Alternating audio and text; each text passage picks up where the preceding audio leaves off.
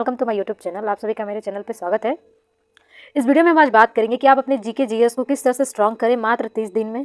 अगर आप मेरे बताए हुए स्ट्रेटेजी को अगर फॉलो मात्र 30 दिन किए तो आपका जो चाहे आप किसी भी कॉम्पिटेटिव एग्जाम की तैयारी कर रहे हो, चाहे वो एसएससी हो, चाहे सीयूटी हो, या फिर एनटीपीसी हो, या फिर कोई भी हमारा सीयूटी यूजी पीजी जो भी हो, या फिर जितने भी हमारे एग्जाम होते हैं जिसमें हमारा जीके जीएस रोल करता है, जिसमें जीके जीएस से क्वेश्चन पूछे जाते हैं, उन सबका डर आपका यहाँ पे आज मैं खत्म करने जा रही हूँ। ठीक है, अगर आप मेरे बताए हुए स्ट्रेटेजी को मात्र 30 दिन फॉलो करेंगे तो मैं आपसे प्रॉमिस कर रही हूँ कि आपका जीके जीएस इतना ज़्यादा स्ट्रांग हो जाएगा कि आप उतना सोच भी नहीं सकते। साथ में मैं आपको प्रीवियस ईयर के जो क्वेश्चन है, चाहे हमारा SSC CGL CHSL MTS stenographer GD, या फिर सीयूटी यूजी पीजी, या फिर एनटीपीसी के जेई जो भी हो, एनटीपीसी का जो आया था फॉर्म हमारा 12th लेवल ग्रेजुएशन लेवल वो, या फिर कोई भी हमारा बैंक से रिलेटेड कॉम्पिटेटिव एग्जाम जो भी हो, जितने भी हमारे यहाँ पे कॉम्पिटेटिव एग्जाम होते हैं उन सब में जितना भी हमारे जीके जीएस का क्वेश्चन पूछता है वो सब मैं आपको यहाँ अपने वीडियो के थ्रू बता दूंगी। बस आप चैनल को सब्सक्राइब कर लेना और बेल आइकन प्रेस कर लेना, ताकि जो भी मैं वीडियो पे बताऊँ आपको अच्छे से समझ में आए। और जहाँ कहीं आपको नहीं समझ में आए और इसके अलावा आपको कुछ और पूछना हो तो आप कमेंट्स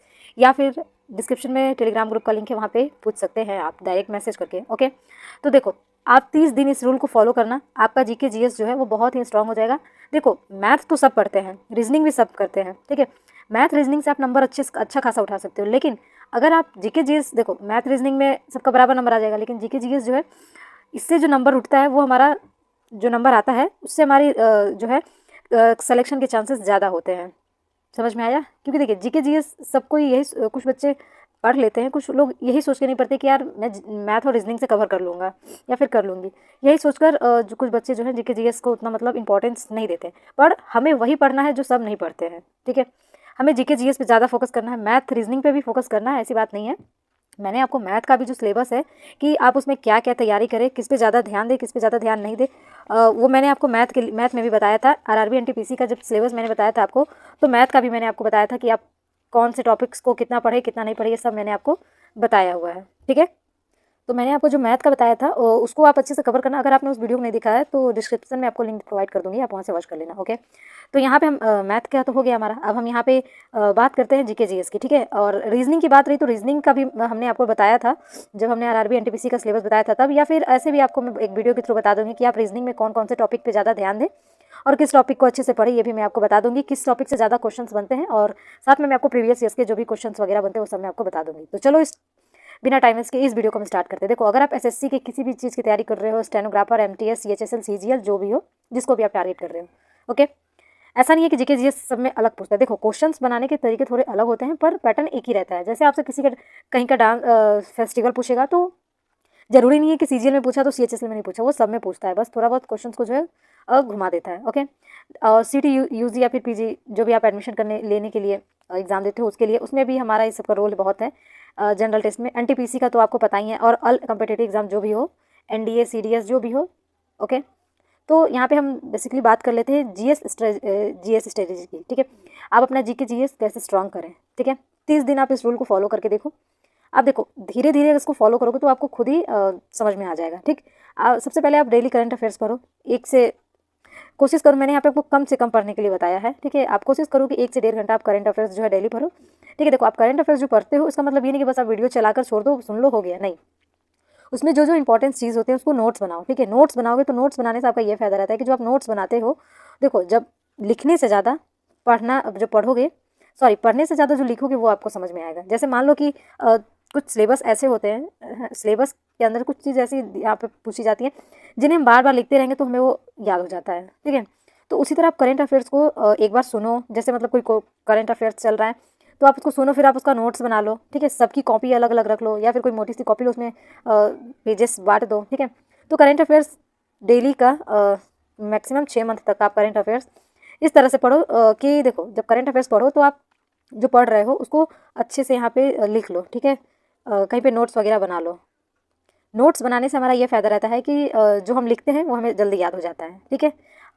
एक बार उसको लिखो, समझो, फिर उसको किसी से एक्सप्लेन कर दो, आपका करंट अफेयर्स यहीं पे रेडी हो जाएगा, ठीक है। करंट अफेयर्स 6 मंथ का भी आता है बुक्स वगैरह, उसको भी आप परचेस कर सकते हो, या फिर डेली करंट अफेयर्स भी आप पढ़ सकते हो, ठीक है। अगर आपको डेली करंट अफेयर्स कहीं से प्रोवाइड नहीं हो पा रहा है तो आप टेलीग्राम ग्रुप को ज्वाइन कीजिए, मैं वहाँ पे आपको डेली करंट अफेयर्स जो है वो, या फिर अपने वीडियो के थ्रू आपको डेली करंट अफेयर्स पढ़ा दिया करूँगी, ठीक है। और जो भी आपको दिक्कत हो, मेरे पास अगर करंट अफेयर्स 6 मंथ का PDF वगैरह होगा तो मैं आपको ग्रुप में प्रोवाइड कर दूँगी, ठीक है। तो आप ग्रुप को ज्वाइन कर लेना। उसके बाद हम बात करते हैं स्टैटिक जीके की बात करें तो स्टैटिक जीके में हमारा स्टैटिक जीके को आप 30 से 40 मिनट रेगुलर दो, ठीक है। स्टैटिक जीके में जो हमारे टॉपिक्स होते हैं इनको अगर आप एक बार याद कर लोगे तो ये हमेशा आपको ध्यान में रहेंगे, ठीक है। इसके अलावा जो नया नया ऐड किया जाएगा उससे हम तो बाद में देख लेंगे, लेकिन जो पहले से है उसको एकदम अच्छे से हम तैयार कर लेते हैं, जिससे हमारा ये रहेगा कि स्टैटिक जीके में हमारा नंबर जो है अच्छा खासा आ सके, ओके। स्टैटिक जीके में जो हमारा फोक डांस होता है, क्लासिकल डांस जो होते हैं, इनको हम एकदम अच्छे से तैयार कर लेंगे, ठीक है। एक नोट्स बना लो, ठीक है। जीके जीएस का एक नोट्स बनाओ, जितने भी डांस है क्लासिकल जो भी है, तो उसको एकदम अच्छे से नोट्स बनाओ, उसको पढ़ो एक बार, और अपने घर में जो भी छोटे बड़े हैं उनको एक बार समझाओ, आपको खुद ही ये सब याद हो जाएगा, ओके। मैंने भी इसी तरह से अपना जो स्टैटिक जीके है उसको स्ट्रॉन्ग किया है, ओके। तो आप इस तरह इस रूल को फॉलो करके आप कर सकते हो। मेरे पास जितने भी स्टैटिक जीके के ये क्लासिकल डांस वगैरह जो भी हैं, और तो मैं आपको अपने वीडियो के थ्रू बता दूंगी, ठीक है। तो प्लीज़ आप चैनल को सब्सक्राइब कर लेना। अब हम फेस्टिवल को भी देख लेंगे, ठीक है। जो भी हमारे फेस्टिवल होंगे उनको भी हम अच्छे से याद कर लेंगे, ओके। टेम्पल्स वगैरह मोनूमेंट्स जो होते हैं उनको भी हम याद कर लेंगे, ठीक है। ये सब मैं अपने वीडियो के थ्रू आपको बता दूंगी। अगर आपके पास है पहले से तो आप उसको रीड कर लेना, वरना नहीं होगा तो आप बता देना। बुक ऑथर का जो भी होगा वो सब मैं आपको बता दूंगी। देखो, बुक से रिलेटेड क्वेश्चन बहुत पूछते हैं एग्जाम में। CHSL के एग्जाम में मैक्सिमम 2 से 3 क्वेश्चन तो बुक्स के आ ही जाते हैं, जहाँ तक मेरा अनुमान है, क्योंकि मैंने भी 1-2 बार CHSL का एग्जाम दिया था तो बुक से रिलेटेड क्वेश्चन पूछे थे, इसलिए मैं आपको बता रही हूँ।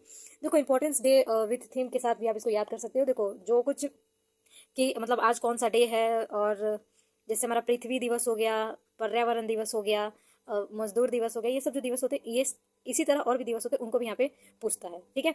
तो आई होप कि आपको स्टैटिक जीके का ये सब कुछ समझ में आ गया हो। वीडियो ज़्यादा लंबा नहीं करना है क्योंकि बोरिंग हो जाएगा, इसलिए, ओके।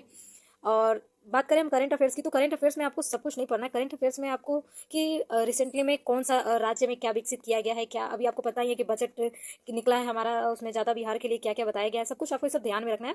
तो एक सेपरेट वीडियो के थ्रू मैं आपको बजट जो है उसको पूरा एक्सप्लेन करके बता दूंगी, ओके।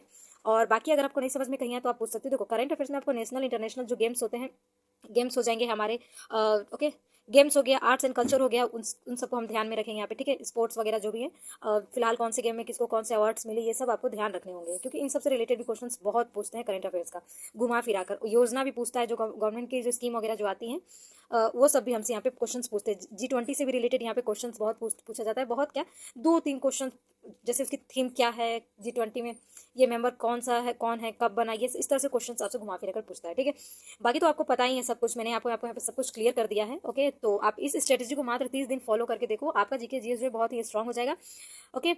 और जो कुछ भी आपको नहीं समझ में आए, और जहाँ कहीं भी आपको दिक्कत हो, जैसे आपको आपके पास जो चीज़ अवेलेबल है तो ठीक है, जो नहीं हो उसके लिए आप मेरी हेल्प ले सकते हैं। कमेंट से टेलीग्राम ग्रुप में मैसेज कर दीजिएगा, मैं आपकी पूरी हेल्प करूँगी। तो प्लीज़ चैनल को सब्सक्राइब कर लीजिएगा और वीडियो को ज़्यादा से ज़्यादा शेयर कीजिएगा। आई होप कि मेरे द्वारा बताया गया यह स्ट्रेटेजी आपको एकदम अच्छा लगा हो, तो प्लीज़ चैनल को सब्सक्राइब कर लीजिए।